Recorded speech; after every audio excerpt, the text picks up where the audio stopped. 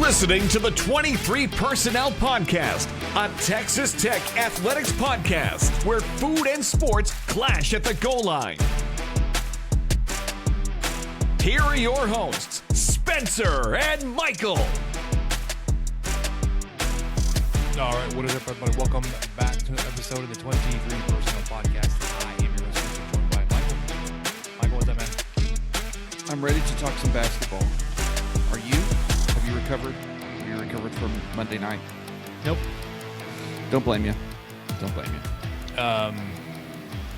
I was telling Samantha, she and I were watching the game together late last night, and there was a time early in the second half. I'm like, we're losing this game. She's like, there's like 12 minutes left. What are you talking about? I was like, we're not shooting it very well.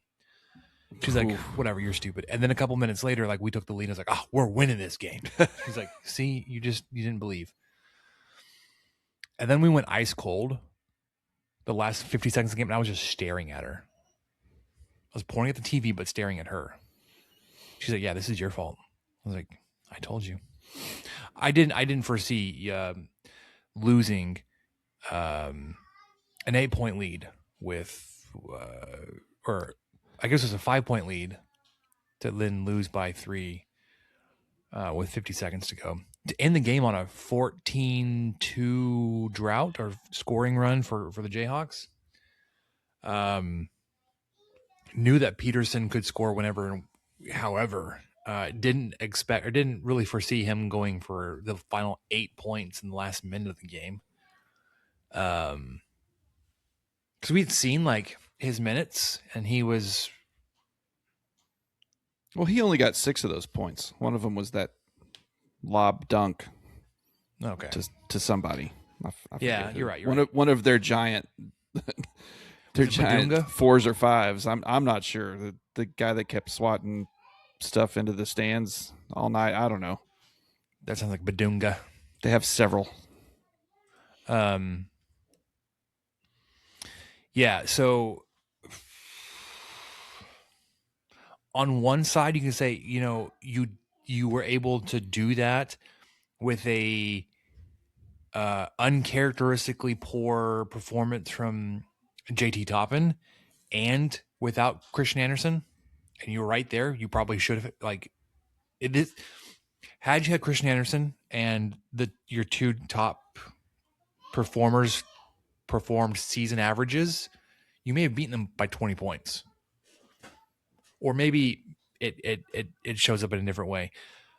Because the past few, let's say weeks, you've elected to force their guard to try to beat you, and they've gone off for some points, but you've you've survived that.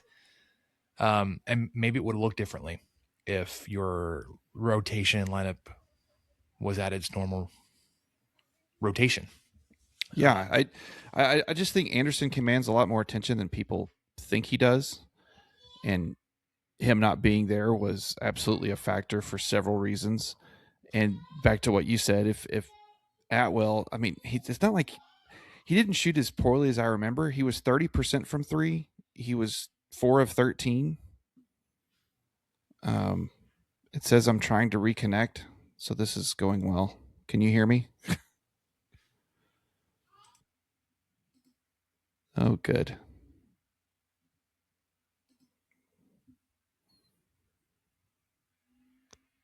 Okay, I think I'm back. Can you hear me? You're back. You at least for me, you went out as you were saying several reasons. It was really early on in your.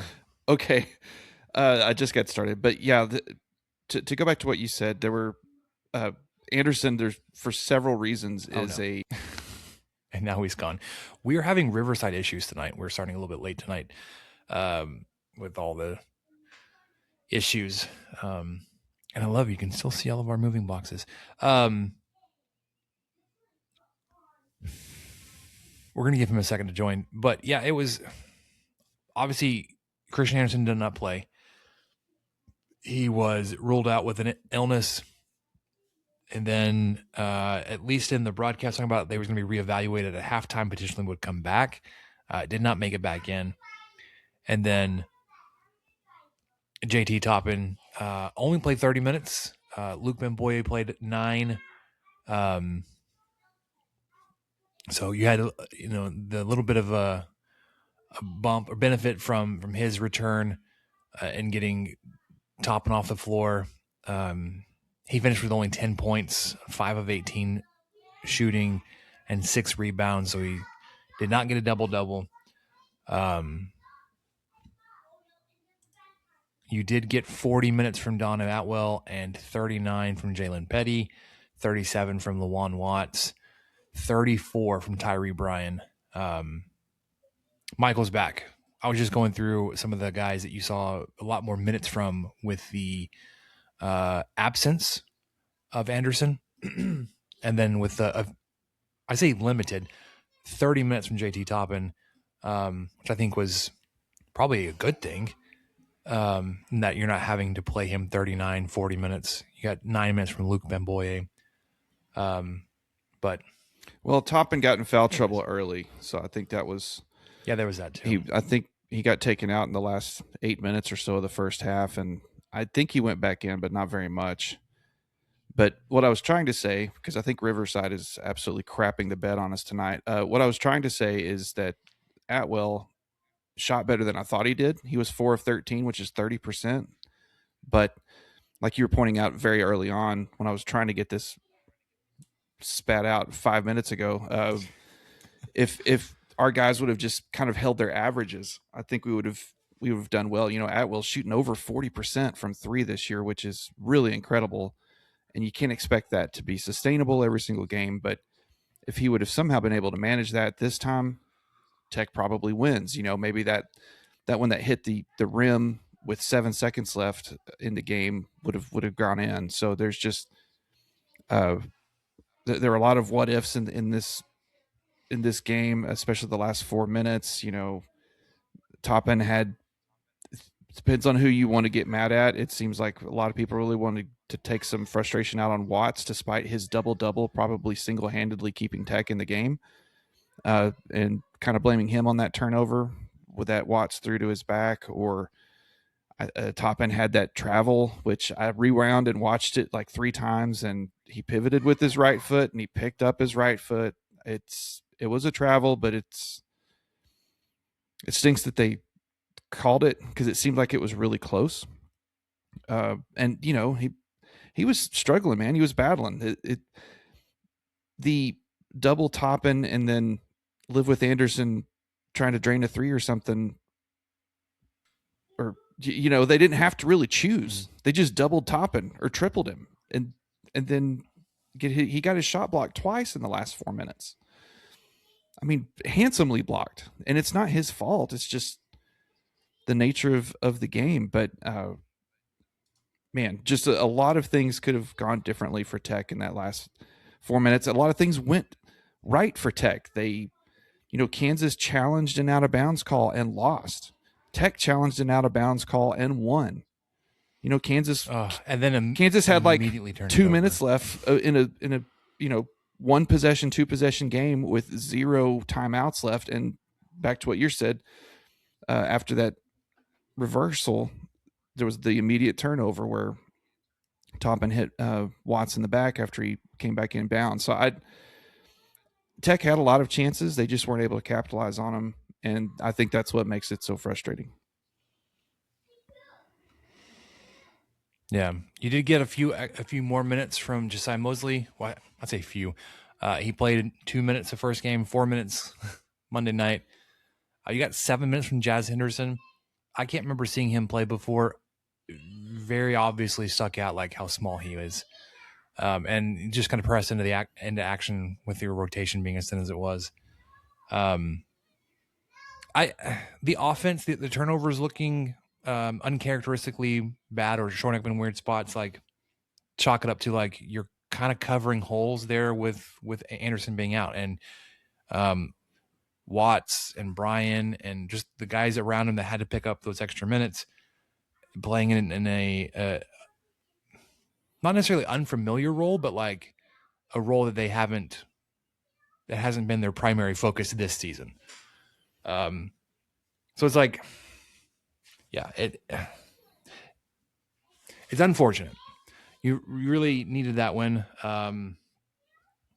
You don't get the asterisk in the rankings or the ratings or all the kind of stuff when they go back and look at your resume and say, hey, you lost a game at home versus Kansas. I'm like, oh, but actually it was without Christian Anderson, and JT Toppin played. He was on the bench for a few extra minutes because of foul trouble.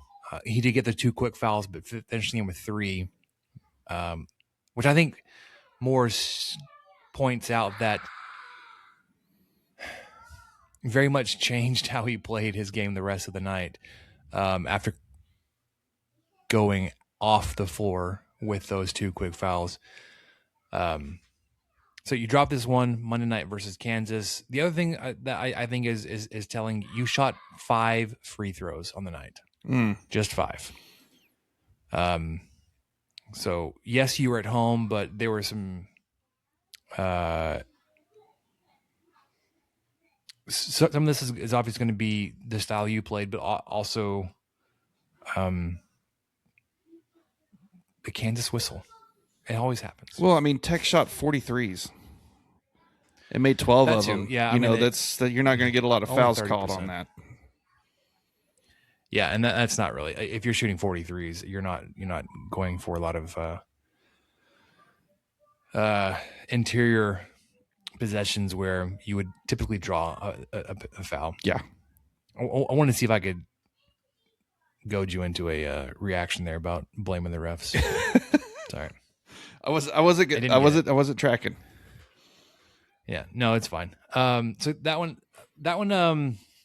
stings, especially because you had the lead and it whittled away and dried up on you there at the end. Saturday stung in a completely different way when you lost on the road at UCF. They have an offensive team. They've been shooting pretty well, and going on the road is obviously very difficult. You just didn't play well at all. Every time I checked in on this game, because I wasn't watching it live, UCF had a 2-ish possession lead. The half scoring was exactly the same for both. It was a 44-40 halftime lead for UCF, and both teams scored exactly the same in the second half, 44-40. Toppin played 37 minutes. Anderson played 40. Toppin gave you 27 points and 10 rebounds. Anderson gave you 17 points and 9 assists. Atwell added 11, but on 3 of 6 from 3. Lawan Watts played 23 minutes and gave you 9 minutes. So it's a big difference in what he did on Monday. Mm-hmm. Jalen Petty, 29 minutes. And I when I said Josiah Mosley gave you a couple of minutes, that was his first game. Not this one versus UCF. He played 17 minutes this weekend, gave you 6 points. Tyree Bryant had 4. Luke Bemboye had 3. So, yeah, would have liked to see Bemboye in there a little bit more than 3 minutes. I'm not really sure what the limiting factor was there. Only played 9 minutes against Kansas, against a team that we really could have used his size. Despite, I think Tech still managed to rebound well against Kansas. 14 offensive rebounds, 40 rebounds total, and Kansas had 38 rebounds total. So, I mean, can't really complain there. I think Tech rebounded well against UCF. Let me see if I'm talking about that right or not. UCF out-rebounded him 35-23, so not the best there, but it wasn't for lack of Toppin. Another double-double on him, and Anderson almost had a double-double with 9 assists there. But, yeah, Watts, like you kind of touched on, had a rough game that day, 3 turnovers, some questionable timing on some shots, kind of went 2 for 6 from 3. He's not typically a 3-point shooter, I wouldn't say. And I think I saw a lot of fans really just railroading him during the Kansas game, and I'm still like, guys, I think y'all are just still mad about Saturday. Watch what he's doing tonight. I mean, he He did have some turnovers for sure against Kansas, but he was asked to do a lot more than he normally is, and he had 19 points and 12 rebounds. So I mean, I don't know. I don't know what he was supposed to do in that situation to make everyone happy, but it apparently wasn't. It wasn't enough. And as a team, you shot considerably better from three on the road Saturday than you did Monday versus Kansas. You shot 11 of 29, which was 38%, versus UCF, and only 12 of 40, which was 30%, versus Kansas. Yeah, both of these games, it just felt like the size really snuck up on Tech again. I kind of had allowed myself to forget about it. The last several opponents Tech has had doesn't seem like it has been as lopsided. But man, UCF has, I mean, Bull's a giant guy. Kansas has giant guys like we've already talked about. And you can see that make a huge difference on both ends. So I not to narrow it down to a specific thing, but I would say that was, for me, the big factor, at least in Orlando. Yeah, it doesn't get any easier. No. You've got a road trip at West Virginia this weekend, home versus Colorado next Wednesday, and then Tuesday the 17th, you're at Arizona, currently number one Arizona. They're 22-0 right now. Mm-hmm. As of today, it is a 5-point projected margin of victory for Texas Tech on the road, but it's a road game, and that's not always an easy thing to do, especially in West Virginia. I know they've gone through some transition there, but they've always been very feisty there. And then the schedule on the rest of the way out, it gets intense. We talked about it early on, but you've got, let me scroll down far enough. At West Virginia, at Arizona State, home versus Kansas State, home versus Cincinnati, at Iowa State, TCU, at BYU. So, yeah, like you said, not much of not really an easy out this rest of the way. Even if before anybody thinks of that, Colorado could possibly be one. Well, they just about took care of you on the road when you had a lead of 20 or whatever it was. So I just, you hope Anderson's healthy again. It's 25. Yeah. And sorry, I was trying to swallow my drink. 25. No, you're good. That was one of those, like, you could have spit, like a spit take kind of thing. But that was one of those games that you are, you're glad that Tech was able to pull it out, but man, really had to struggle and came away with a last second shot of losing that kind of lead. So, yep, not an easy out left at all, and some of the toughest games in the country ahead. Yeah, so right now that puts you at 16-6, 6-3 in Big 12 play, tied for fifth in the standings, but it's only, halfway through league play. There's not a lot of games to separate everybody. Had you won on Monday, I think you would have been tied for second. So like one game swing, that one game was a big swing there on the standings. Rankings update, Michael. Texas Tech, sorry. Let's start with the top of the Big 12. Arizona number one. They're previously number one. You will play them Valentine's Day. Wait, is that right? Yeah, I think so. Because under upcoming, you've got it for on the 17th. Oh, crap. That seems like something I would have messed up. Unless it's like the women's schedule. Yeah, I could see myself doing that. Within the next couple of weeks, you're playing at Arizona. I did like that you did include Illinois. Texas Tech played them earlier this season. They are up to number 5, 19-3 on the year, and they just defeated a top 10 Nebraska team this weekend. Iowa State has moved up from 8 to 7. You play Iowa State in Ames at the end of the month on the 28th. Houston is up to 8th from 10. Kansas got a 3-spot jump. You're welcome. From 14 to 13. 14 to 11. Texas Tech moved from 11 down to 13. But it is your program record, 22 straight AP appearances. So this is a great run for you. I mean, I wish you were moving up in the rankings currently, but BYU slid a couple of spots from 3 spots, 13 to 16. You'll play them your final regular season game, March the 7th. UCF did get a bump from playing you. They are now in the others receiving votes category. We did mention that you were tied for 5th. You would be tied with UCF there. Net rankings, you're up to 20, or you are at 20th. You are 5-6 in quad 1 games and perfect in all other quads, which is, if you're going to be losing games, I guess if you're going to be losing games, you would, rather than being quad 1. Haslametrics has you at number 24.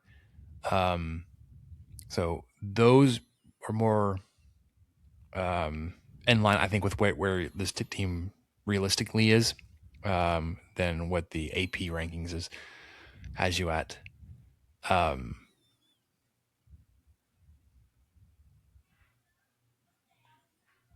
And Ken Palm has you at 22nd. Sorry, I lost my train of thought for half a second. So, yeah, it's basketball season.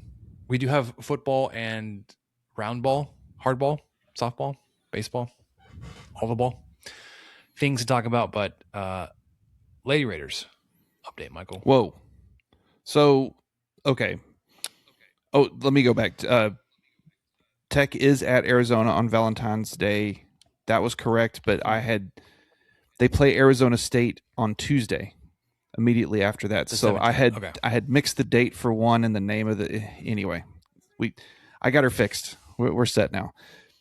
Lady Raiders, 21-3, 8-3 in the Big 12 after going 1-1 in conference play since we last recorded. They did lose to Iowa State 70-84, just a really frustrating game.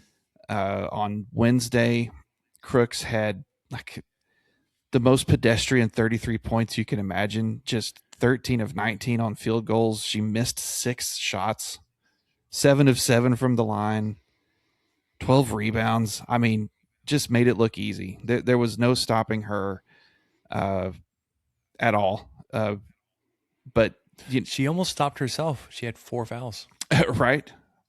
And, Maupin did foul out. Fritz had 4. Bristow had 4. Collins had 4. Collins had for her, kind of a uncharacteristically not great night. She still had 16 points, but Sydney Love came off the bench with 17, really kind of provided a spark. And the game was close until the fourth quarter. And it just, the third really, Tech got outscored by 8 in the third and then by 4 in the fourth. And they weren't ever really able to recover. It was, I believe, tied at half or 2-point difference. And then the second half just did not go their way. But Sunday, TCU came to town. Number 12 ranked TCU came to town. And Texas Tech took care of it with a win, 62-60.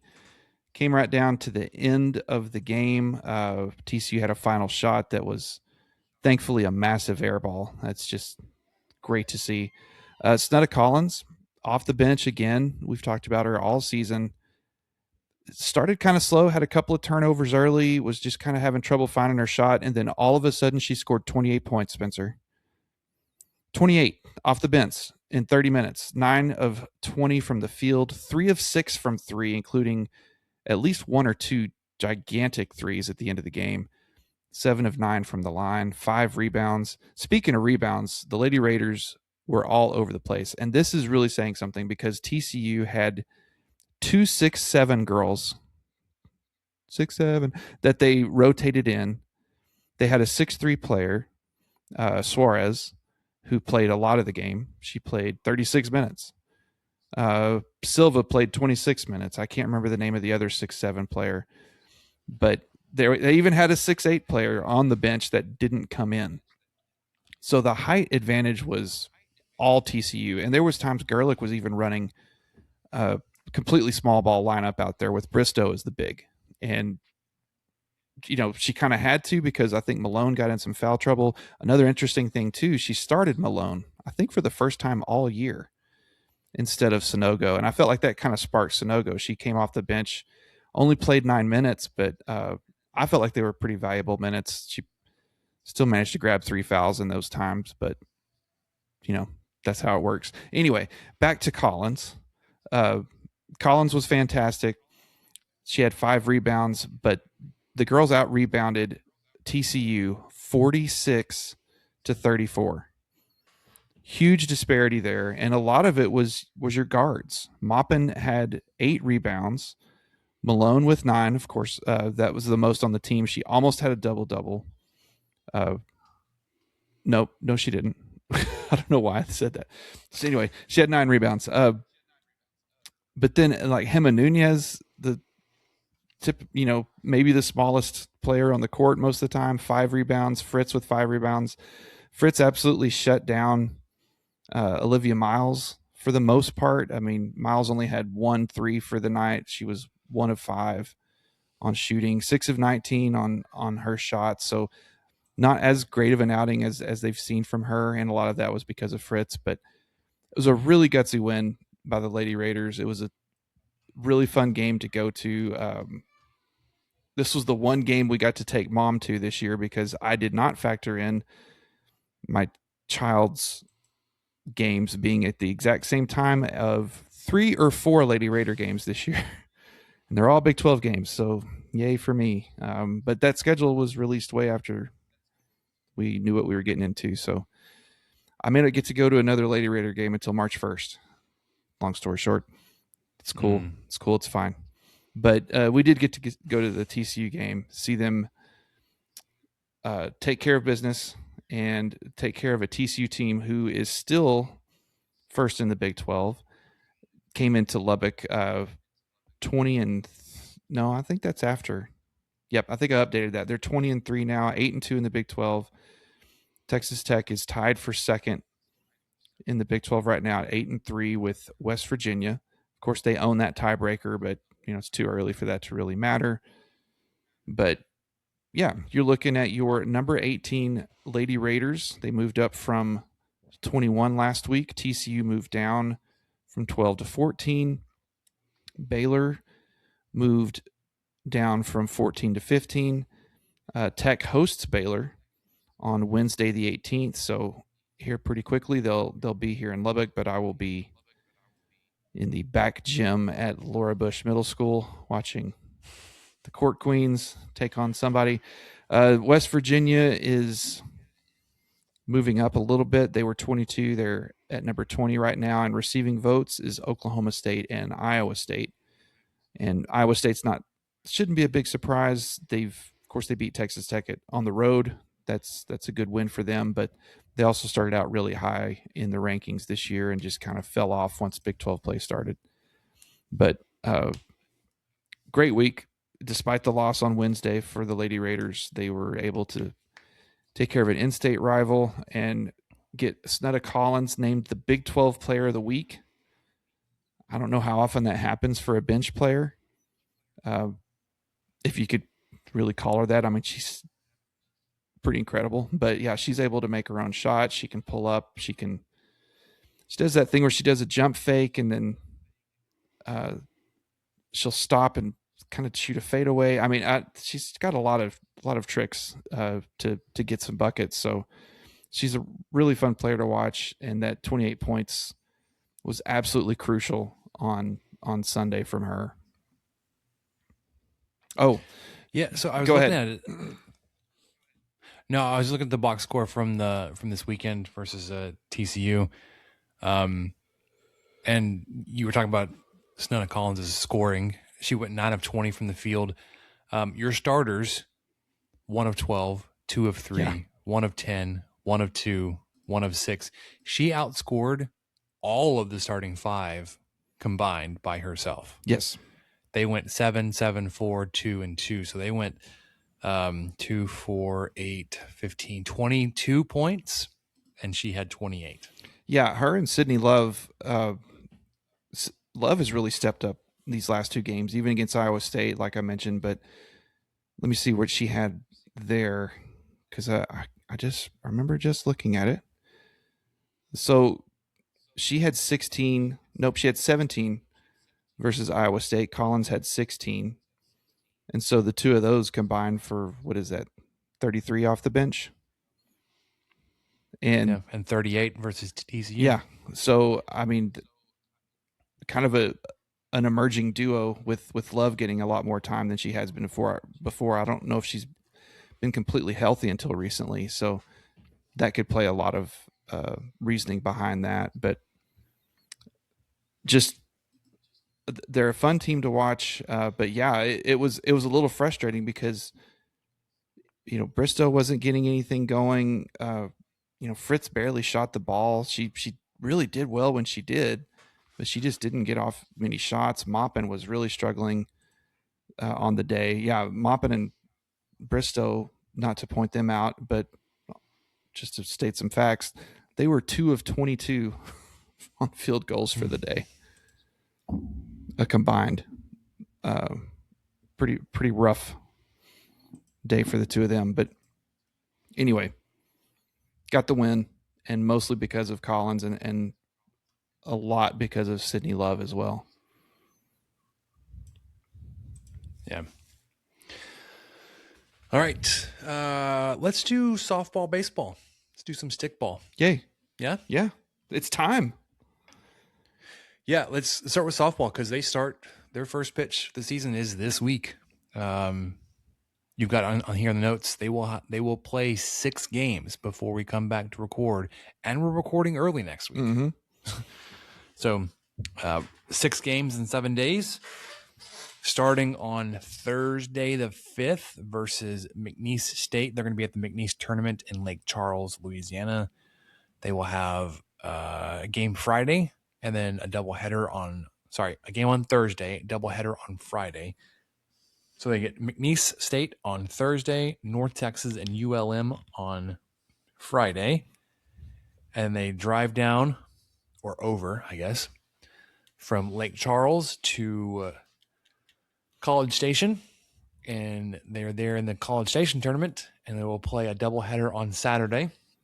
So they have a doubleheader Friday in Louisiana, doubleheader Saturday in College Station. Saturday they will have Texas A&M and Providence, and then one more on Sunday versus Bryant before we record again. So Texas Tech will have 6 games to their record by Monday, and then the following week they will be in the Shriner Children's Clearwater Invitational in Florida, where they will then play another 6 games. Doubleheader Friday, a single on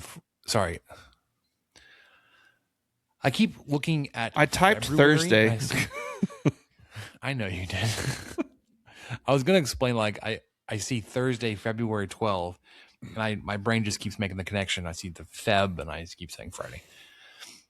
A doubleheader Thursday, a single game on Friday, a doubleheader on Saturday, and a single game on Sunday. So they'll go Florida State, Northwestern, FAU, NC State, James Madison, and Nebraska. All there in Florida. So, TV update, though. There was a big update from the conference about just how many games are going to be on TV.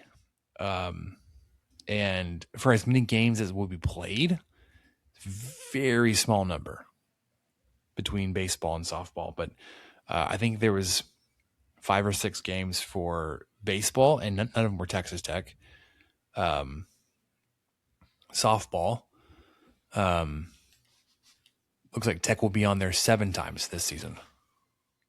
Yes, they'll be on, and a lot of them will be this Clearwater tournament next weekend. Now there will be.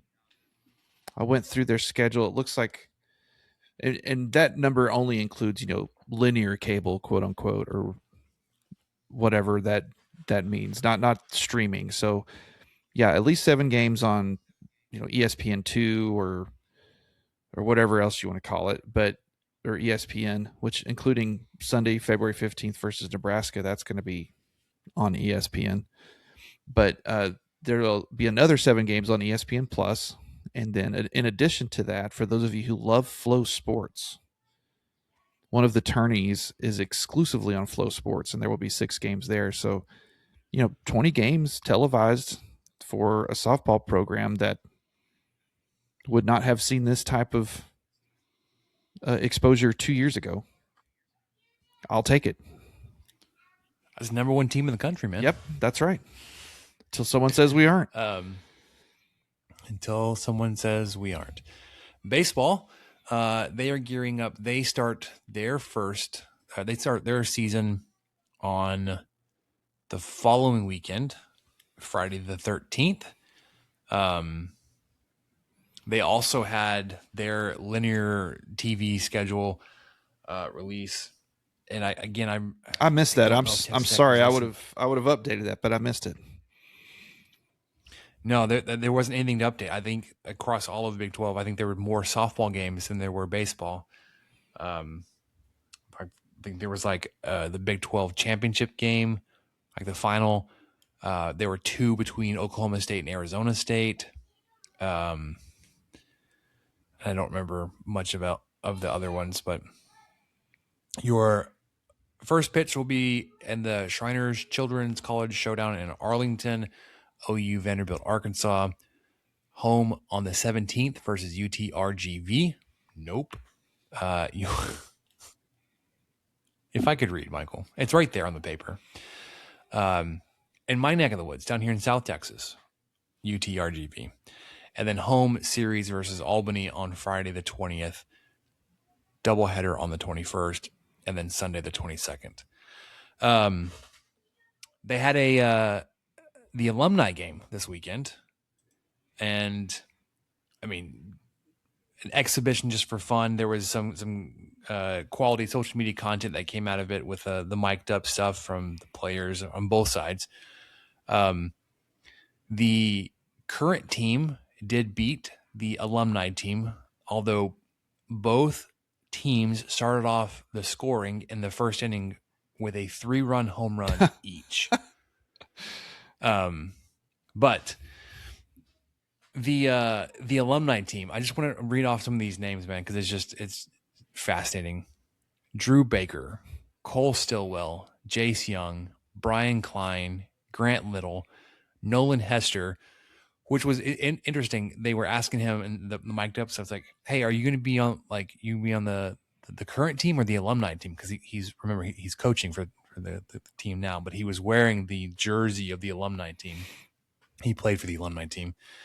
Kevin Bazell, AJ Goitia, I don't recognize that name. But Damian Bravo, Bryce Sutler, Steven Smith, Kurt Wilson, Parker Kelly, and then the pitchers that got in the game: Hunter Dobbins, Kyle Robinson, Brandon Beckel, Trenton Parrish, Zane Petty, Chris Richburg, and Hunter Redmond. That speaks to the program to have these guys come back for an exhibition on a Sunday where it was, the weather was one of those kind of deceivingly cold days, but not too bad. But yeah, to have that group of guys, very recognizable faces and names, come back and play in an exhibition. That does speak to the level of connection that Tadlock and the rest of the staff and Texas Tech itself has with a lot of their alumni and their former players. Yeah. And we haven't really talked about much about the roster for the baseball team. And maybe this would be an opportunity to call on our good friend Keith, but I'll give you the starter, or I'll go through the players for the current team. Center fielder Kyler Thompson, Tracer Lopez at second, Connor Schaus at right field, Logan Hughes at left, newcomer Lincoln Garcia at short. Also saw Coleman Ryan play some shortstop. Caden Ferraro at first, although I think we would probably assume that we would see a lot of Robin Villanueva there. Matt Quintanar. I'm probably not putting the right emphasis on that syllable there. At catcher, Jesse Rusinek at DH, as well as Chase Thomas. Luke Orphy at third. And then your pitchers, Jackson Burns, Adam Hayes, Davis Rivers. Although that looks like he was a pinch hitter. And then Hollis Porter. I don't know how to read the notation there, because Davis Rivers is not a pitcher, but he's listed among the pitchers, but with a PH next to him. Anywho's, it was good welcoming of old guys back, and then a who's who of performers from recent teams that have done really well. Josh Young was also among the team but did not play. Probably something in his contract about not participating in these kind of games. Yeah, I'd imagine. Yeah. But just that much closer to first pitch. I would assume the tailgate dinner is forthcoming. I have not looked it up. Out of just FOMO and jealousy of not being able to go this year. I bet it's this week. Yeah, it has to be. The softball team did a very similar thing last 7th. week. Yep, it'll be this week, February 7th. So if you're trying to go to that, it's always a good event out there at Kegel's, 7 p.m. on the 7th. Tickets are $40, which is what they have been, and must be purchased in advance from the main site there, textech.com. We'll get into a lot more of that coming up, and then obviously once we get through basketball season, and there's only baseball and softball currently being played, into June, we'll talk a whole lot more about it then. But softball's coming up this week, baseball next week, basketball still has 6 or 7 weeks to go. Yeah. Let's wrap it up with some football news, Michael. Okay. It's one of those things that just it refuses to quit, refuses to go away. So if we weren't tired of CFP talk and news, they released the schedule, the CFP bowl game schedule for this upcoming season. And despite all the talking heads that talked about how we could fix the schedule and all that kind of stuff, the CFP committee said, screw all that, and somehow made it worse. The schedule will look like this. You'll have the semifinals on the 14th and 15th. So you'll get of January after. Sorry, I jumped ahead. No, you're good. Yep. That's still correct. Oh my gosh. Go ahead.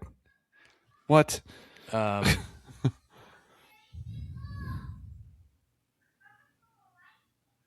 What? Hold on. No, you're right.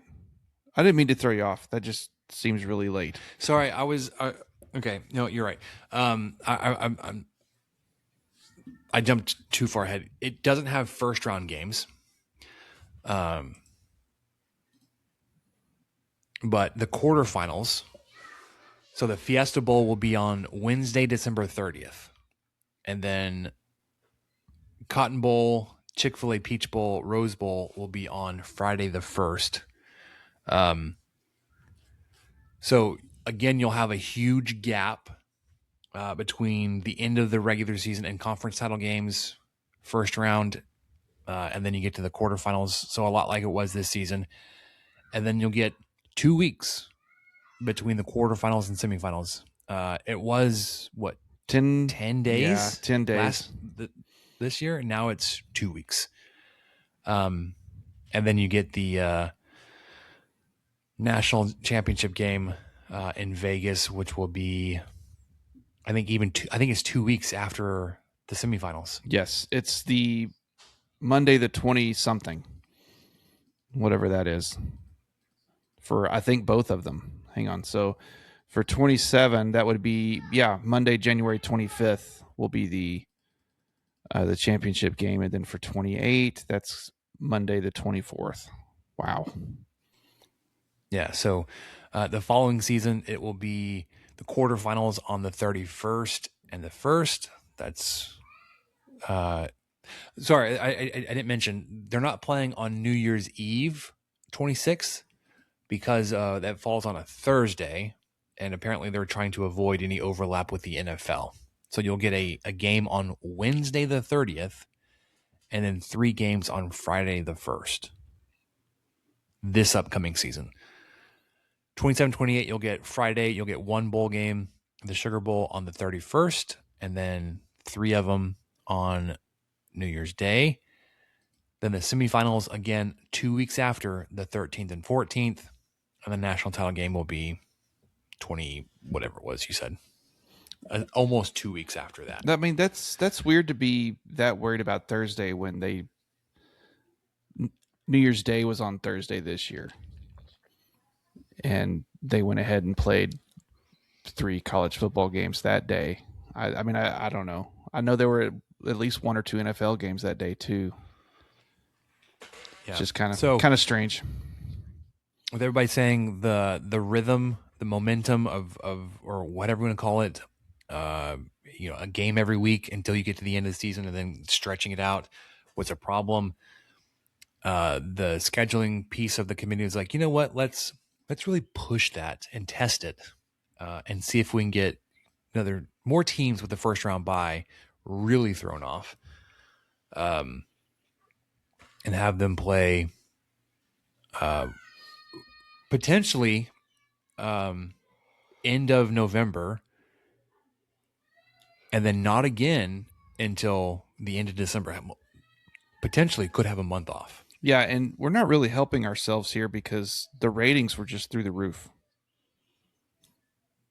So, yeah. I mean, people, it's. I would love to throw out the argument, well, people have lost interest by this time. Nope. Ratings say otherwise, I think.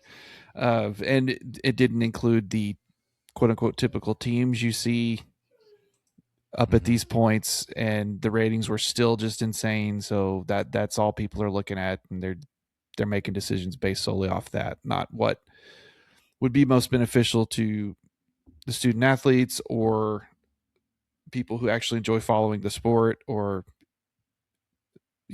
any other possible scenario. Yeah. Speaking of schedule, Michael, I mentioned last week that I pulled up and updated the scheduling matrix for 2026 Big 12 teams. And I have a screenshot here. I've got it linked. I want to tell you about it. This is not really going to be helpful for anybody else. In my mind, I went through and I highlighted or put a red box around what I thought was that team's most difficult games, and then try to see if it lined up and made like they had any kind of really difficult stretches. I had to alternate colors and insert spaces anywhere. Okay, so we're not going to go game by game through the seasons, through every team's schedule, but I want to look at look at the teams and tell you, like, okay, their toughest games are spaced out. There are a handful of teams, their toughest games are all clumped together. And some of them, like Arizona, unfortunately have all their toughest games.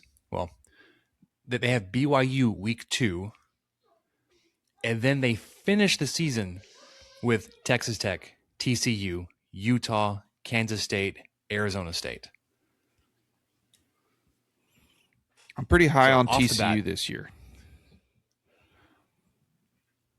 I think, I think they could be in the same kind of boat that maybe Houston was this season. A 8, 9, 10 game winner, and a couple of games, you know, away from potentially competing for a spot in the conference title game, potentially. Kansas State, I think, could be sneaky good, but we'll have to see. And then same with Utah.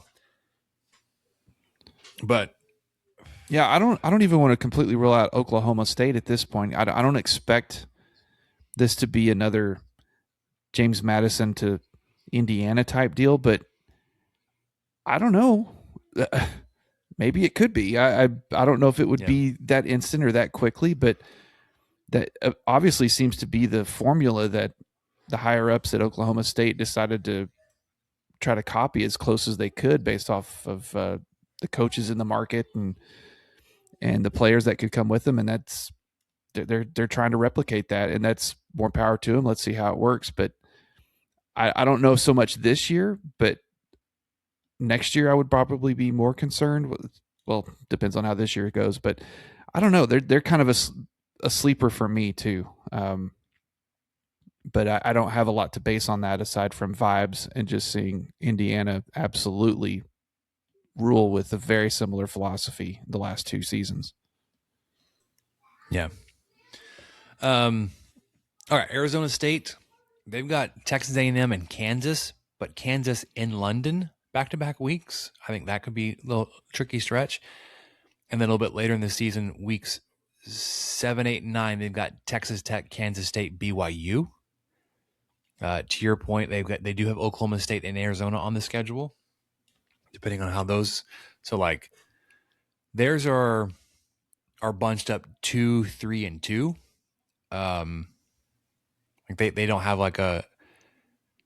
they don't really have a spot in their schedule they can really get rolling and get some momentum going. I don't think, unless they have an upset and kind of break up one of these stretches.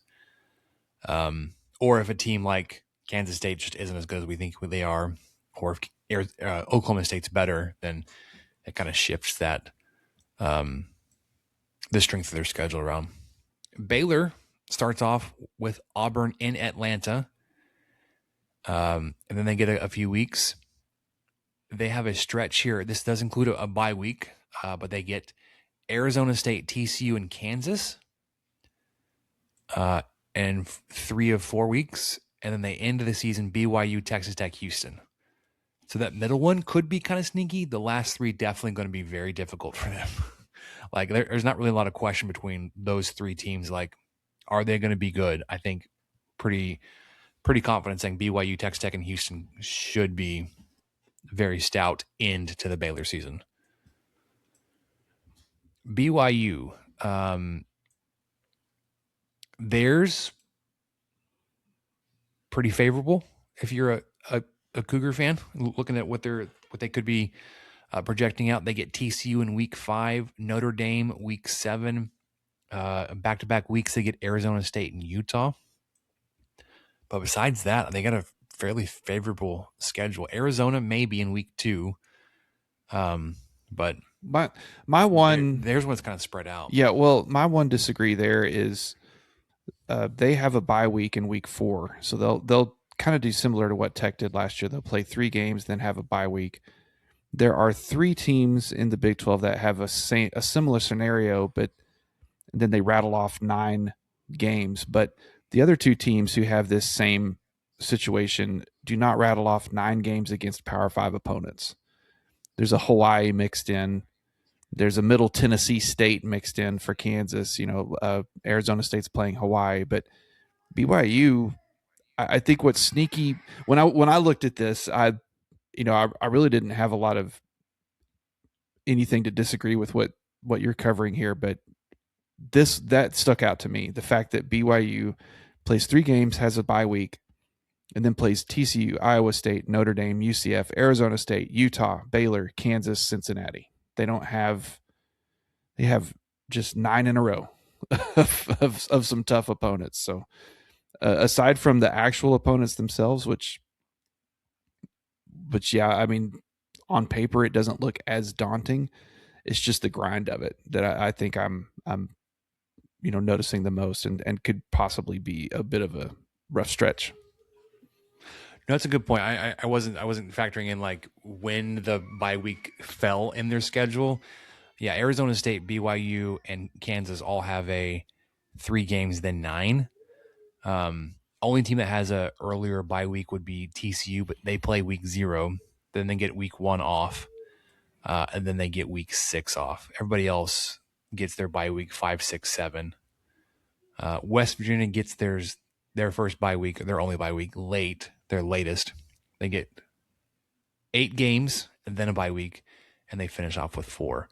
But their last stretch, their 5 games over 6 weeks, is pretty daunting. UCF, again, like, it sets up well for them to be reestablishing and rebuilding here. Their toughest games are kind of spread out. They do get TCU and Houston in back-to-back weeks. Oklahoma State could be tricky depending on how they build out. And then they get a bye week, and then BYU, but then Baylor, Kansas, Arizona State. It's kind of balanced out. Cincinnati, they have Kansas State week 4, Arizona. So they get Kansas State, Arizona back-to-back.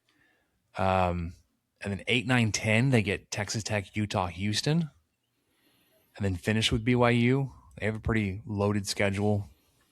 Balanced, but loaded. Like they get a lot of the top end of the conference. Colorado kind of starts off with Georgia Tech, but then they get a slow build. Weber State, Northwestern, Baylor, Texas Tech. Then they get a week off. Then Houston. Nope. Utah. If Oklahoma State's any good, then this stretch goes Texas Tech, Utah, Oklahoma State, Kansas State, Arizona State, Houston.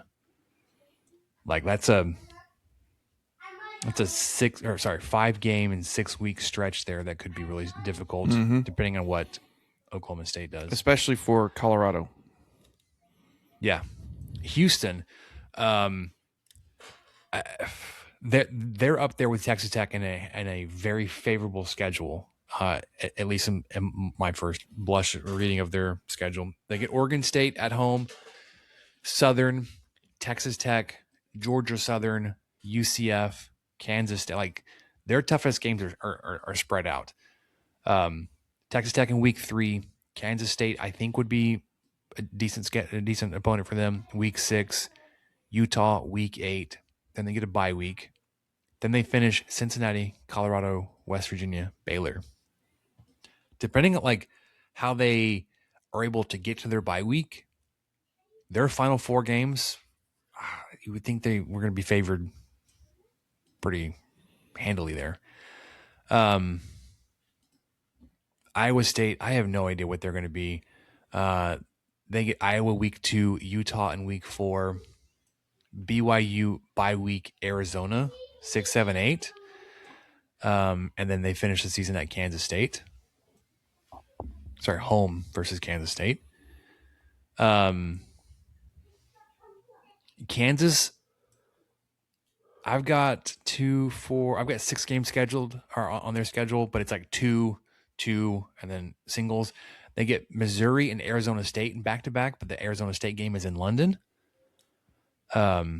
Utah, Kansas State back-to-back. Then they get TCU and BYU on their schedule. Oklahoma State, I mean, they get a chance to figure out what they are, where they're going to, what Eric Morris's first year in the Big 12 is going to look like until they hit their final 4 games. They get Kansas State, Texas Tech, Arizona State, Kansas. Oof. I include Kansas there because they're not bad. Like if you're not on your game and you're not like set, like that's going to be difficult. They also get Houston a couple weeks before that stretch.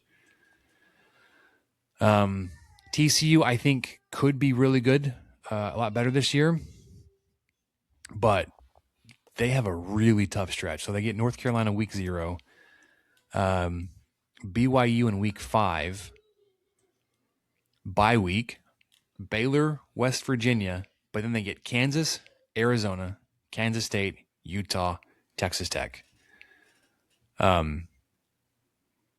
it's a very much a crescendo, a very growing of the strength of schedule there to finish out their regular season. We talked about Texas Tech, their toughest games: Week 3, Houston; Week 7, Arizona State; Week 9, Arizona; Week 13, TCU. You don't really get any back-to-backs or strange road trips. Utah, they've got Arkansas Week 2, Houston Week 8, and then they get starting what's that 10? They get BYU, Arizona State, TCU, and then West Virginia.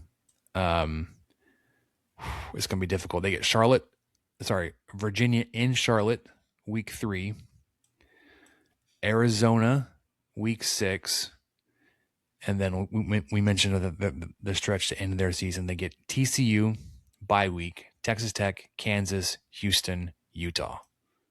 Is that a very early prediction that this is the stretch that ends their season? Are you already predicting an under of 5.5 on the line here? Yeah, we don't have season over unders yet, but it's going to be hard to think they're going to do. Like, they're going to be fighting for bowl eligibility, and it may be over by week 9. By the time they hit their bye week, excuse me. But so in terms of toughest stretches, I think Arizona to end their season has got a really bad one. Oklahoma State, TCU, West Virginia all have just very tough finishes to their season. A few other teams, I guess, had theirs kind of broken up and spread out. But you don't really see like a really tough stretch in the middle outside of maybe Cincinnati, where they get Texas Tech, Utah, and Houston, or Colorado, where they get Texas Tech, Utah, Kansas State, Arizona State, Houston in a 6 weeks span. So, any thoughts? Anything else that stood out to you? No, I mean, I agree that West Virginia really has a rough go of it, but I just keep forgetting that we're going to have 3 Big 12 teams head to the UK this year. Kind of forget about that. Kansas and Arizona State meeting in London, and of course, TCU playing the Tar Heels in Dublin in week 0. So that's really, it's kind of fun and interesting, but I'm not exactly sure how I feel about it 100%, especially that London game being the middle of September. That just seems odd to have to be gone for like a full week of school for that. I mean, whatever. It is what it is. We're playing, we're playing football in almost February now. So what does it matter? Yeah. But yeah, I agree. Arizona and West Virginia have pretty rough stretches to end the year. And like I said, I think BYU shouldn't be overlooked because of their nine Power 5 or Power 4 games in a row stretch. Yeah, for sure. Let's wrap it up with questions. And I think the questions segment for us at the past few weeks has been Super Bowl or NFL playoffs.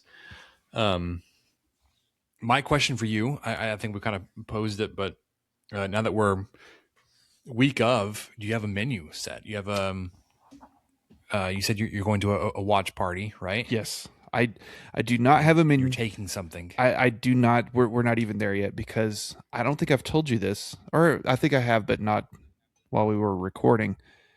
I'm going to San Antonio on Saturday to see the Spurs and the Mavs play. And so we will go, Mavs. No, that's wrong. The wrong team. So we will be driving back on Sunday, but we will be back in time for the Super Bowl. But I have no plans for food. Shame to say, I think I'm just going to be showing up. I bet my lovely wife will make something, but it's going to be just kind of, we're probably going to get into town about 3 or 4, and then change clothes, and then we'll drive over to my friend's house to watch the Super Bowl. So there's no shame in especially with your scenario, your situation, to pick something up too. Like, Oh yeah, that's fine. yeah. I'll have to try to make something. We are not attending or hosting any kind of watch party. We're just going to do it ourselves. I have this idea, and I have to see if we can get anything kind of pulled together besides frozen and kind of already cooked stuff. But I want to do like a crawfish boil. Miniature, obviously, for just the 5 of us, the family here. We did one similar last year, but I picked up some shrimp tonight. I know that with the South's milder winter, crawfish could be in season a little early. There are, obviously the packaged tails. I can go get that. But I want to see, because I'm itch, man. A little sausage, a little corn, potatoes, shrimp, crawfish. It's calling me, man. It's calling me. You did. Does it really fit for the Super Bowl? No, but it's I could do whatever the heck I want, man. Yeah, that's right. I mean, nothing screams Seattle like crawfish. Or New England. Yeah. Boston crawfish chowder. You serve it everywhere you go. Yeah. So that's what we're looking at doing. So I picked up some pieces. Like I said, I picked up the shrimp and the boil seasoning tonight. I had to run to the store for a few things. I was like, let's go ahead and scope out the situation here. Well, I think that's a great idea. That's non-traditional and fun and something your family will enjoy, and you won't end up with I'm assuming you end up with just a crazy amount of leftovers because you're going to scale it down to It's a proper size. I'm like trying to, yeah. I'm like trying to make a thing of queso, and you make this whole skillet of it. Like, only 3 of us ate it, and I made a whole 16-ounce block of Velveeta here. All right, let's wrap this up. What did we learn? What do you say? Sure. I learned a lot, actually. I have a couple things, and I don't know where you want to start with this. If you want to trade off or, well, let me start, and then let's trade off. So okay. I'll go quickly. I mentioned it earlier. My second grader has played her first 2 games in our new league that we started this winter. Unfortunately, we're 0-2, but it's 1 possession games, brother. First game was a 6-7 loss, which pleased my daughter to no end despite losing. And then the second game, a 10-12 loss. Our girls bounced back, man. They went on a 7-2 run to finish the game, including a buzzer beater at the end of regulation, but still lost by a bucket. And I just wanted to give a shout out to the referees of this league. No sarcasm, true salt of the earth people. They're very, very good with the girls. They remind them to dribble. They remind them that when they pick up their dribble to pass. There was one girl who was throwing the ball in. They handed the ball to her to throw the ball in, and she just started dribbling down the sideline to throw it. I mean, you see all sorts of stuff in this age, and the refs just, one of them was laughing so hard he couldn't blow his whistle. So the ref from across the court had to stop play because he had no idea that she was going to do that anyway. But I don't know. I've just been really impressed with how they've managed the game. And yes, there's a lot of traveling going on. There's no way around it at this age.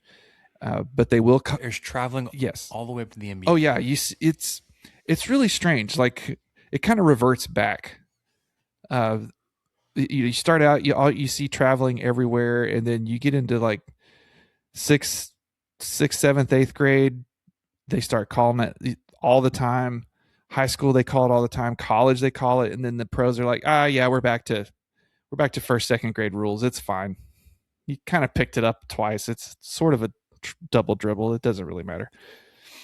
There's a gather step, gather The Euro hop. step. Yeah. But anyway, 0-2, got another game tomorrow. We'll see if we can get a W on the board.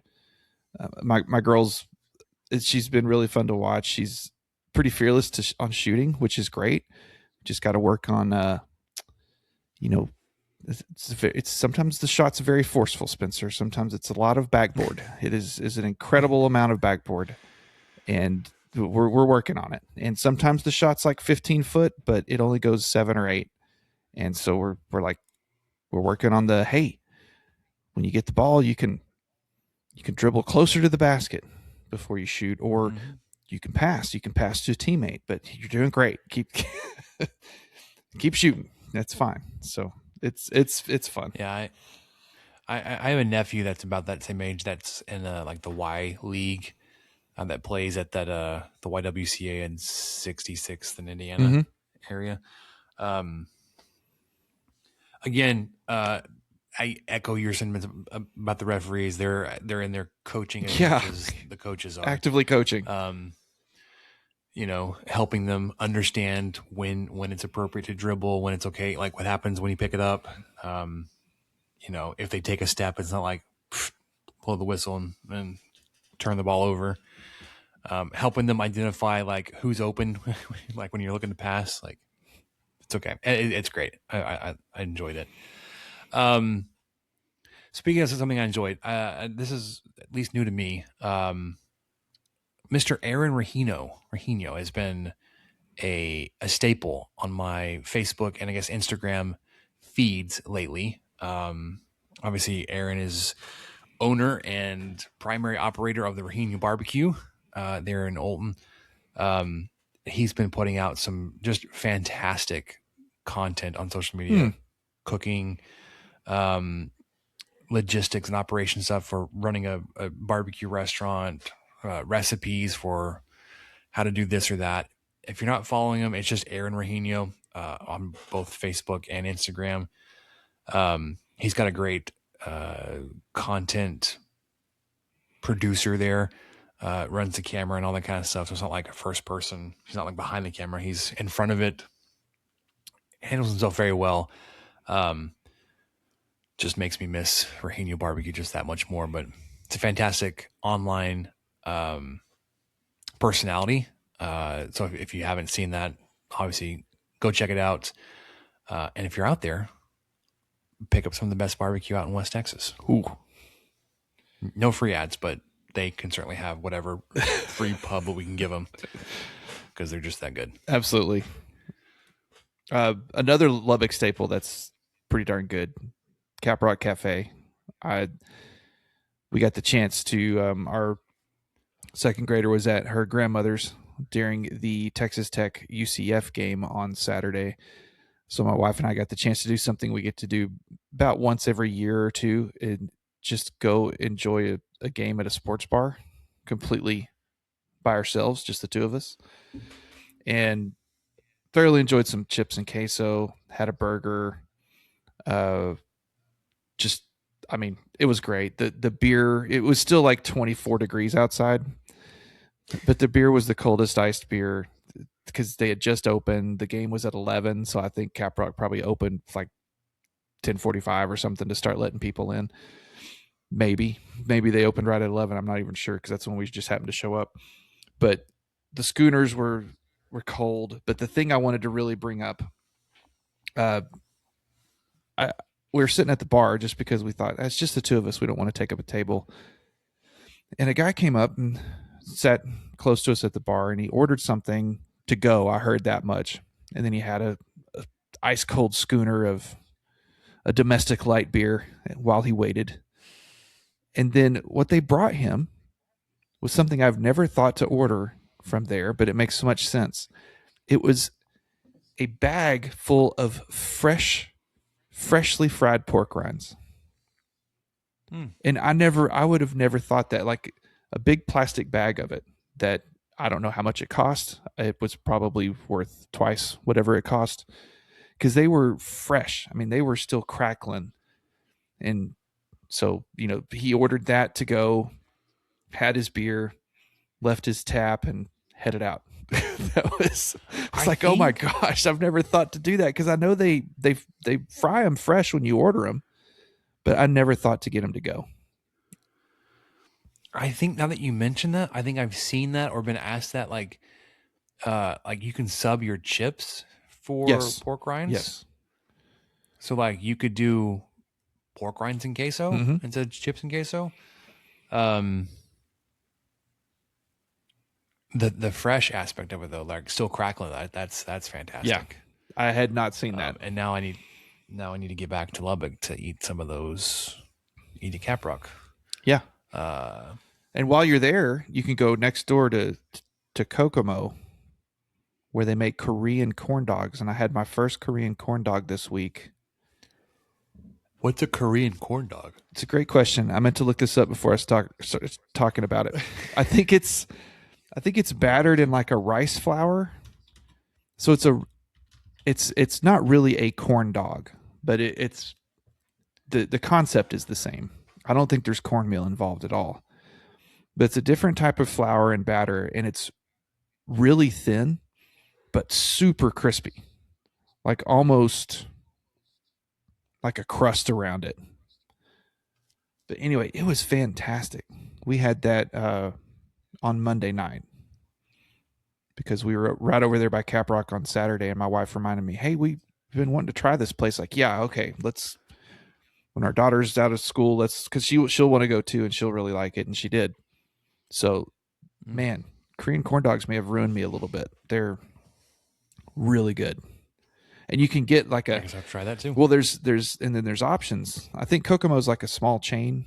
I think there's some in Midland and some other places. So you can get an all beef Frank, or you can get half, like mozzarella, half beef Frank, or you can get all mozzarella. So you can mix match. Ooh. My wife did the half and half. I just did the all beef Frank because I was like, I don't know. But I could see the cheese, the half mozzarella being the way to go, because it doesn't overdo it. If you prepared for this trip, Michael, how many of those bad boys do you think you could put away? These were like Kirkland hot dog size. They were big hot dogs that they had battered and fried. So, I mean, really, I would say 3 at the most. At the absolute most. I don't even know if I could finish 3. I ate 1, and we shared some fries, and I was plenty fine when I went the other day. But yeah, like you said, if I was preparing, I could probably get down 2, easy. Start on a 3rd. Hate myself. Keep going. Keep going and finish. Yep. Okay, you got one more thing. Why don't you go do that, because it's topical to what you're everything else you've talked about. And I'm going to take a left turn here for mine. So yeah, we're back to food related. So this is kind of like me discovering Dr. Pepper Zero recently, something that you have known about for many years, and I have shown one on camera right now. I did confirm they do have them at that Circle K. You're right. I didn't get one because I was just out running errands one evening. And I was like, it's 8:00. I don't need a Dr. Pepper Zero right now. Not that night.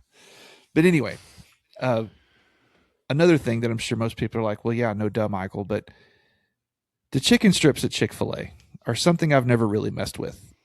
I'm typically just a sandwich guy. Every now and then I'll do the wrap, or even less occasionally the salad. But I really like the spicy chicken sandwich. That's just, I don't even think about it. I just get that. But this time we got some on over the weekend, and I went with the strips, and that's just a whole different level of delicious chicken from Chick-fil-A. I feel like I've been missing out. I think if you had to have like a Chick-fil-A draft of their menu items, the strips would absolutely be a sleeper pick that people would probably overlook. But then if you got them in the first or second round, you'd be thrilled. But I don't know if you've ever messed with the strips that much, or the nuggets, or if you're, I don't remember y'all talking about Chick-fil-A too much. It was we've definitely done Chick-fil-A some, but when we go, it's only been like the nuggets. Although our oldest is a big fan of strips, and wherever we go, he gets chicken strips. Like we can go to a Mexican restaurant, he's asking for the chicken strips. Yeah. And ketchup. Oh my gosh! We get to a Mexican restaurant. Do you guys have ketchup? No, man. when we went to Cancun the other day, I was, talking about how that was the first thing my wife and I craved was Mexican food. Yeah, my kid ordered a burger, which I'm kind of not too upset with because I've trained her for this moment to just want a burger. If you want a burger, just get one. But anyway, yeah, she ordered a burger at a Mexican restaurant. Not the first time either. Won't be the last. Yeah. All right. Last thing I want to wrap up on. It's just something that like has been recurring in my world, and not like in my face world, but like just in the content I've been consuming, and just it blows my mind, Michael. Just the attitude, the entitlement that comes along to some people the second they are recognized for being at least halfway decent at what they do. So you get good at something, and then all of a sudden here comes the attitude and the entitlement and like, do you know who I am? Or all of a sudden my opinion matters on everything because I can operate a camera, or I can insert niche skill here. Like it didn't really matter what it is. It because I can cook, or because I can whatever. People, you gained a following because you were good at that thing. Stick to that thing. Like we've also seen, and this is just it may just be what I consume content wise, and like what's been on my feed. There's also been lots of opportunity for people to step into a political commentary field lately, more so than and just like, okay, everybody's welcome to have their own opinion. That's not what I'm trying to say, but like you got famous, you got your following from being a fitness influencer, or like a health and wellness influencer, or a photographer, and a photography education person, whatever. But now all of a sudden, like we're supposed to care about your opinion on something else. It's like, I that's not why I'm here. Also, in the sense of like, why does being good at holding a camera now mean that you can treat everybody like crap? I get it.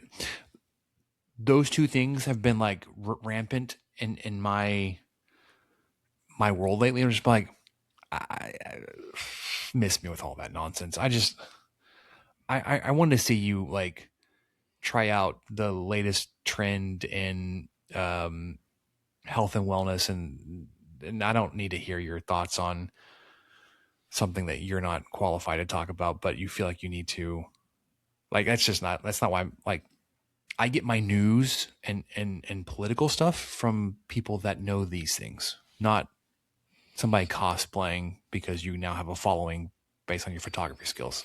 Does that make sense? It does, which is exactly why we spent 5 minutes talking about Korean corn dogs and chicken strips instead of the deficit something. This is our wheelhouse, man. Texas Tech sports and food. You don't hear us talking about the latest trends in photography sensor technology, or I only say that because like that's tangential to something like I can halfway talk about to give examples here. Insert anything else, any other skill or hobby here that you can be good at and be really interested in learning all the things about. Anyways, be good at what you do. It's great. Don't treat people like crap just because you are good at something. And I think we've seen enough people wade into a political discourse arena when they are good at something else to then say something stupid and then lose everything. So this is a teaser for next episode, but what you just said reminded me of a question. Oh no, don't worry. we're not going to all of a sudden don't worry about that. It just reminded me of a question I want to ask you next week, but I'm going to put it in here so you can think about it. Wonderful. All right. That'll do it for us here on 23 Personnel Podcast. Getting you ready for the start to the softball season. Super Bowl, big game this weekend. The bounce back, we're going to manifest the bounce back of the basketball season, men's basketball season, excuse me. Yeah, that is from Michael. I'm Spencer. Catch you guys next time.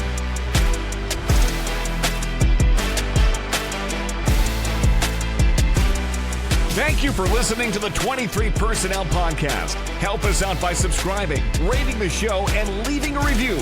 Follow us on Twitter at 23 Personnel, Spencer at Punt Suck, and Michael at Michael_LBK. Be sure to catch the next episode. And until then, guns up and let the tortillas fly.